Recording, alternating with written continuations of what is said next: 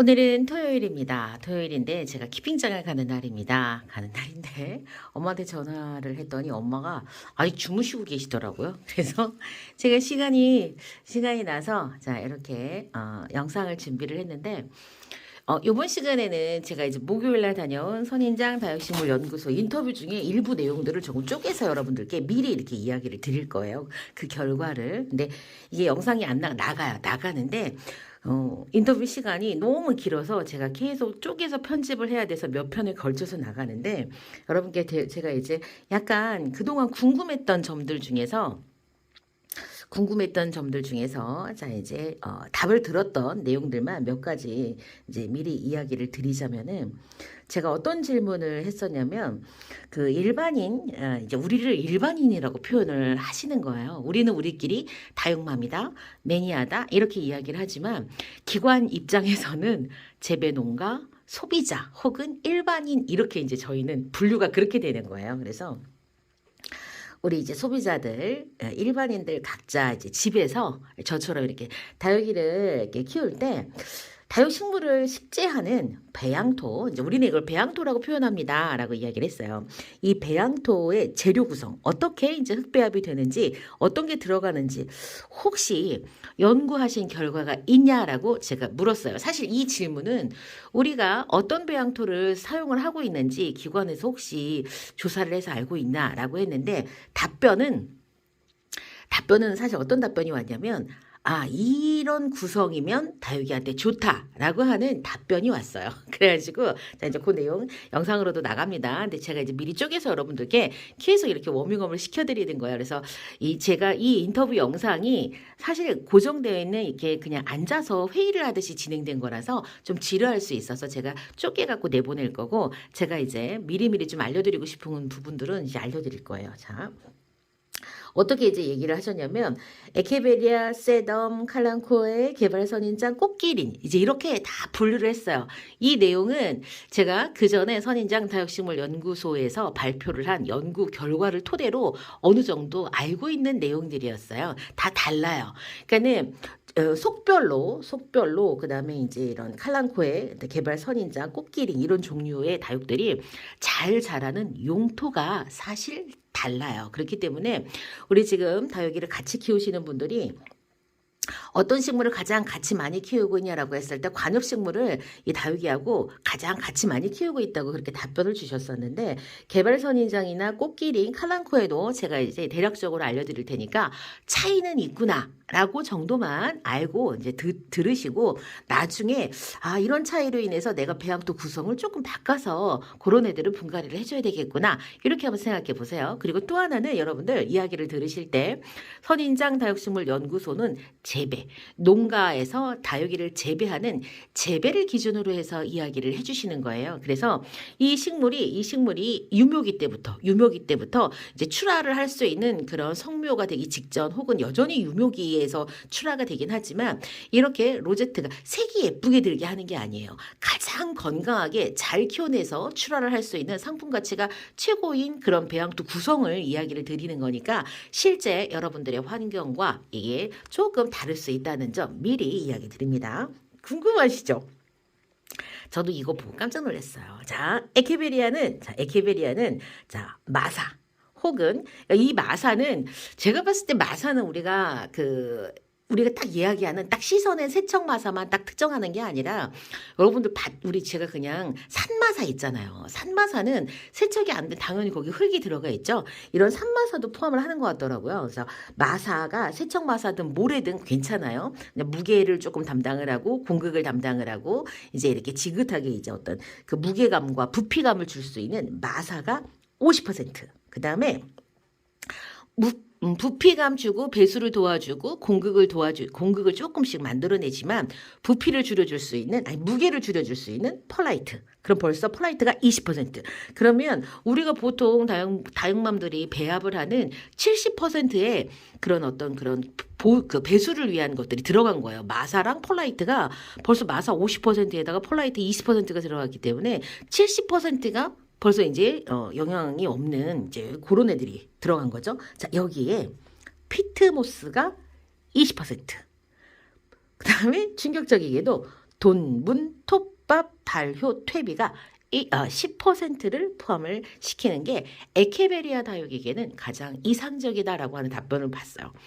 깜짝 놀랐습니다. 제가 그래서 눈이 땡그레졌어요. 아, 농가에서는 실제 이렇게 하고 있을까? 근데 실제로 뭐 수경 재배 방식이라든가 이제 어떤 그런 방식들을 봤을 때 이 배합 비율하고는 그 맛 조금 좀 다른 배합 비율이었었거든요. 그래서 뭐 펄라이트라든가 에케베리아 좋아요. 그런데 여러분들 피트모스라고 표현했어요. 원예용 상토라고 표현하지 않고 피트모스라고 표현했습니다.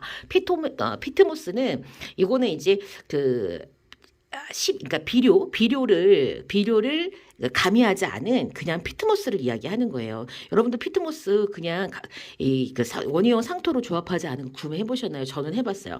압축으로 해갖고 제가 캐나다산을 구입을 해봤는데 진짜 딱 거기엔 아무것도 안 들어가 있고 피트모스만 들어가 있어요. 자, 그러면 제가 물었어요.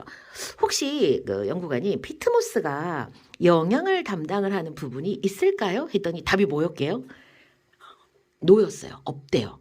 피트모스, 코코피트는 원예용 상토로 배합을 해가지고 거기에 약간의 영양을 가미를 하는 그랬을 때 이제 우리가 뭐 이렇게 몰라도 순수하게 피트모스, 코코피트만으로는 영양은 없습니다라고 했어요. 헉, 충격이죠. 진짜 놀랐어요. 맞아요. 생각해보면 걔네들은 제가 봤을 땐 섬유질 덩어리예요. 그 섬유질 안에 뭐 미생물이 같이 있을 수는 있겠지만은 그냥 저는 섬유질 덩어리였던 거예요. 그럼 걔네들이 하는 역할이 뭐예요? 했더니 부피를 어느 정도 좀 차지해주고 그 다음에 또 하나 뭐 무게를 줄여주고 무게가 너무 무겁잖아요. 지금 마사가 50%니까 또 하나는 보수성.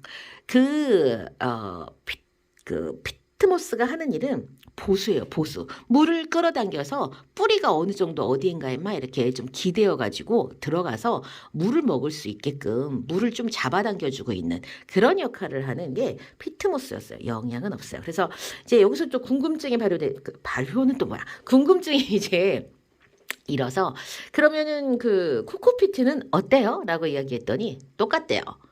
근데 우리가 블루베리 재배하시는 분들은 피트모스를 사용을 하시는데 블루베리가 뭐 약산성을 좋아해서 그렇다. 그래가지고 피트모스가 약산성 피트모스가 있고요. 그 다음에 그냥 중성화시킨 피트모스가 또 있거든요.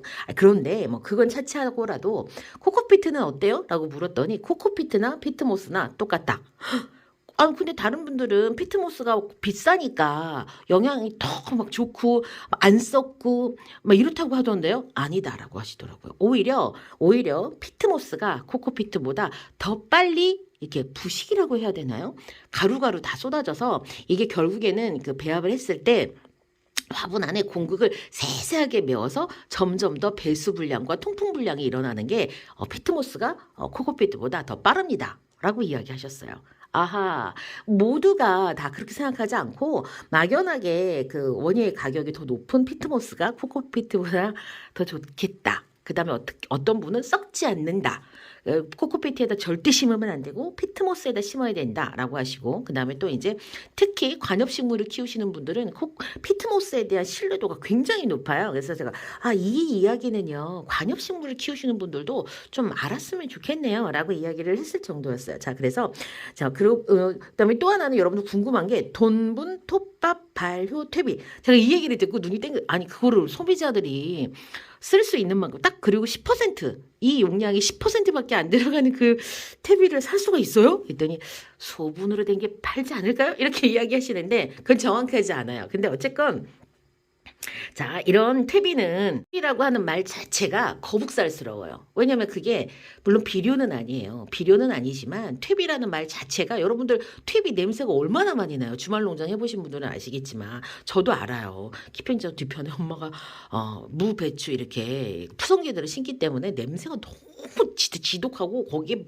벌레도 있던데. 그래서 제가 그거를 그런데 돈분, 톱밥, 발효, 퇴비가 10%를 넣으면 좋은데 얘가 오로지 영양을 담당하는 그 용토였던 거예요. 지금 이 100%의 이 부피 구성에서 그러시면서 하시는 말씀이 자, 이 퇴비는 돈분, 개분, 우분 이렇게 세 가지가 대표적인데 그 중에서도 돈분이 다육식물과 가장 잘 맞습니다. 이렇게 이야기하더라고요. 그래서 아, 그랬습니까? 자, 그러면 우리가 이제 주말 농장 하시는 분들은 접근이 쉬울 수 있고, 뭐 이제 농장 하시는 분들은 또 이 퇴비에 접근이 쉬울 수 있지만, 우리 같은 소비자들이 그 커다란 퇴비를 어떻게 사요? 진짜 소분해갖고 이렇게 그냥 1리터, 2리터씩 파는 게 아니라면 또 냄새는 어떻게 감당해요? 베란다에서. 그래서 이 부분은 베란다에서 실내에서 사용하는 우리한테는 좀 수정이 필요하다. 저는 이제 그렇게 생각을 했거든요. 그래가지고 다시 여쭤봤어요. 이거 어떻게 해요? 제가 그랬더니 그러면 돈분 톱밥 발효 퇴비 대신에 원예용 상토로 나오잖아요. 그거 쓰면 안 돼요? 그랬더니 세상에 원예용 상토는 자 원예용 상토의 주 원료는 코코피트 펄라이트입니다, 여러분들. 코코피트랑 피트모스입니다, 여러분. 그래서 걔네들이 영양을 가미했어요.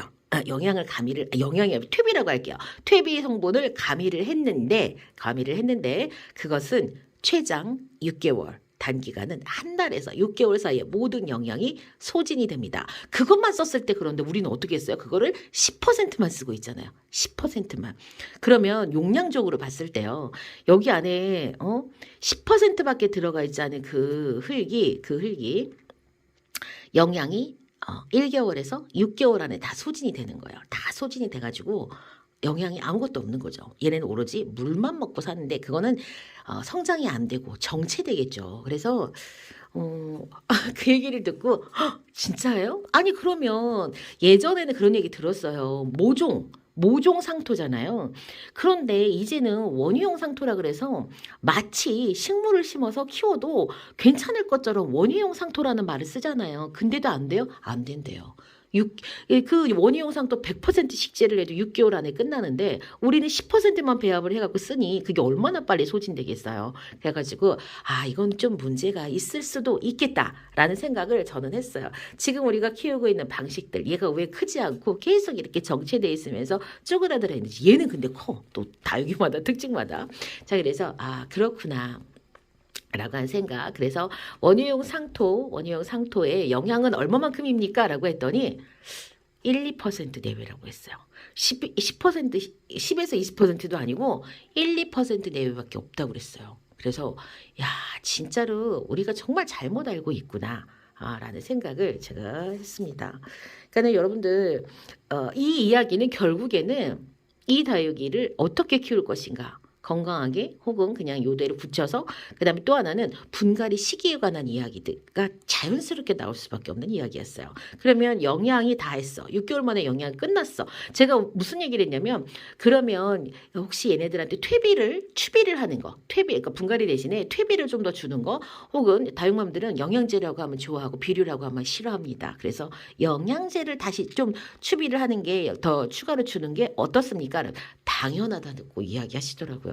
당연히 줘야 된다. 왜냐하면 아까 이야기했던 것처럼 우리가 지금 사용을 하고 있는 이 영양 성분 자체가 6개월 안에 끝나고 그것마저도 우리는 지금 10분의 1밖에 여기다가 10분의 3? 30%? 뭐 이 정도밖에 넣지 않기 때문에 30%라고 하면은 1.8개월? 최장 6개월이라고 하더라도 1.8개월 정도면 다 끝났다고 그렇게 볼 수 있지 않을까요? 비율적으로.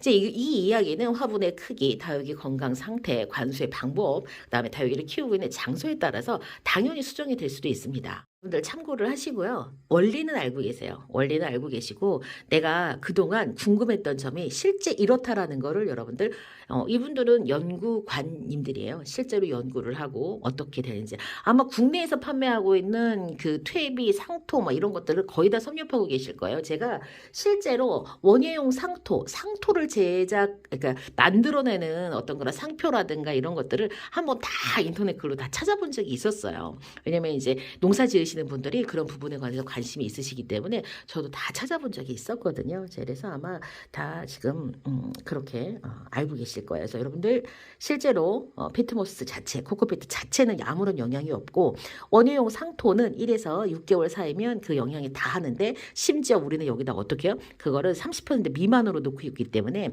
화분의 사이즈가 작다면 영양제 혹은 비료를 추비를 해주는 거는 그거는 당연하다라고 이야기하시더라고요. 그리고 또 이제 하나는 분갈이 시기에 관해서도 잠깐 이야기를 했는데요. 분갈이는 1년에 한 번 분갈이를 기본적으로 해줘야 하고 분갈이 가장 좋은 시기는 봄이라고 이야기를 하셨습니다. 그래서 추비는 언제 해야 되냐면은 자 다시 뭔가 얘한테 영양제를 줘야 돼라고 하는 거는 봄에 성장을 촉진시킬 수 있는 봄에 영양제를 주는 거지. 자 가을에 주는 영양제는 또 달라요. 영양제가 아니라 뭐 칼슘제 같은 거는 뭐 가을에 이제 줄 수도 있지만 성장을 돕기 위한 그런 비료라고 표현을 하는 그런 것들은 봄에 추비를 해가지고 얘네들이 봄에 성장할 수 있도록 봄에 성장을 하고 그다음에 이제 여름, 가을, 겨울을 거쳐서 어떤 그런 사이클에 맞게 도와주는 거죠.